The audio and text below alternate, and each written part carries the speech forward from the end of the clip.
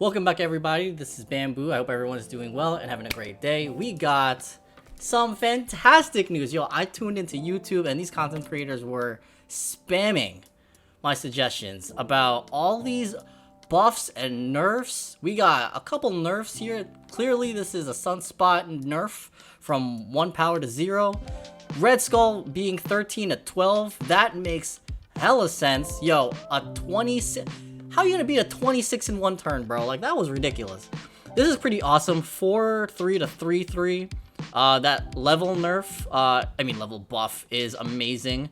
And sentry buff from a 4-8 to a 4-10. I think that's fair, especially if you're gonna... add a negative 10 power void to the right location. Eek. That's crazy. And then there's a shuri. We'll be getting an ability change in the next patch on April 18th, which cannot be made with a hotfix. So an OTA stands for over the air and refers to a hotfix change we're making to a content outside of our usual semi-monthly patch schedule. This week we're making 4 changes in an ongoing effort to encourage a more diverse spread of decks and individual cards being played. To set expectations, this patch won't cure all the metagame ills, but it should represent an improvement until our next action-packed patch.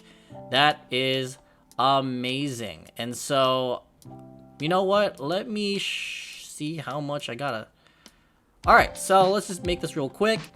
So it says here with redskull, they say, as our previous patch notes discussed, we last adjusted redskull to weaken, specifically his intentions with shuri and taskmaster. Our goal was to keep his strength otherwise flat or even slightly improved and see how things settle once Thanos' grip has softened on the metagame. We know many players disagree with this approach, and we're weighing that feedback as we continue to debate internally how aggressive their balance changes should be.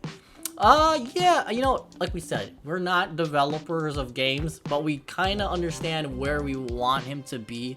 So I guess it's like they don't want to nerf and then nerf and buff and like have that swing song.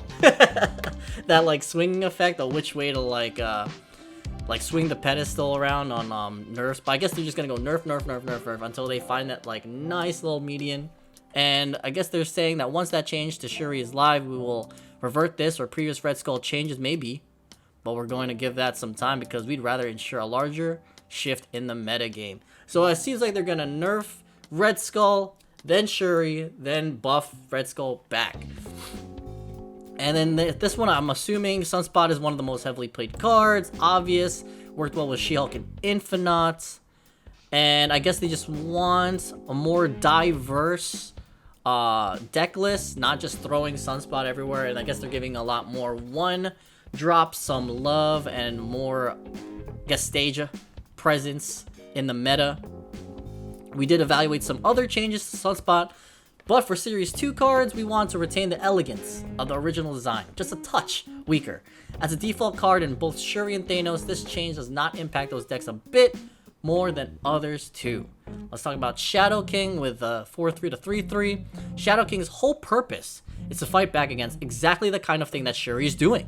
But this card simply released too weak to be a consideration for most decks. We recognize his status as a Series 4 card that's used to answer powerful decks. Rather than fuel them, might limit his potential to impact the metagame. However, we're happy to just give him this boost and see where things land from here. Will you play Shadowking as a neat tech card if he's a 3-3? Set all cards here to other original base power. Now that if he's hit by shuri, he's going to be a 2-3. And I think that actually will make him a little bit better. And especially another cool tech card for Silver Surfer decks. So, props. Yo, love buffs. We love... And I think they're about to say, like, for every nerf, they are going to put another buff. And I think they're going to do this quite often, within, like, a month, I think.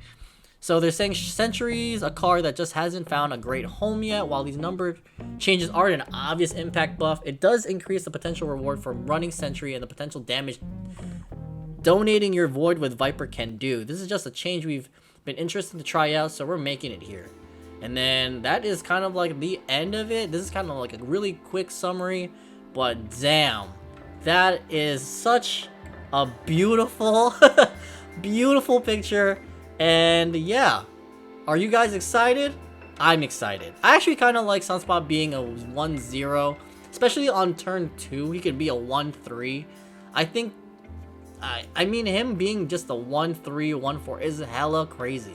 So I do like the Red Skull nerf, and especially when they're gonna nerf Shuri. I hope he gets back to being a 5-13. I think that's a pretty good.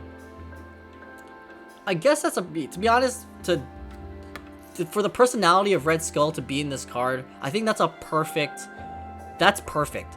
Ongoing, +1 to everyone else, 5-13. I think that's beautiful. And I hope to see, I'm even gonna run Shadowking. And if I get Shadowking now, like, I'll be a little bit more happy. I think, dude, this card art is nasty. Like, how you have these sick-ass, gorgeous cards being unused and stuck in your collection? I think that's whack, bro.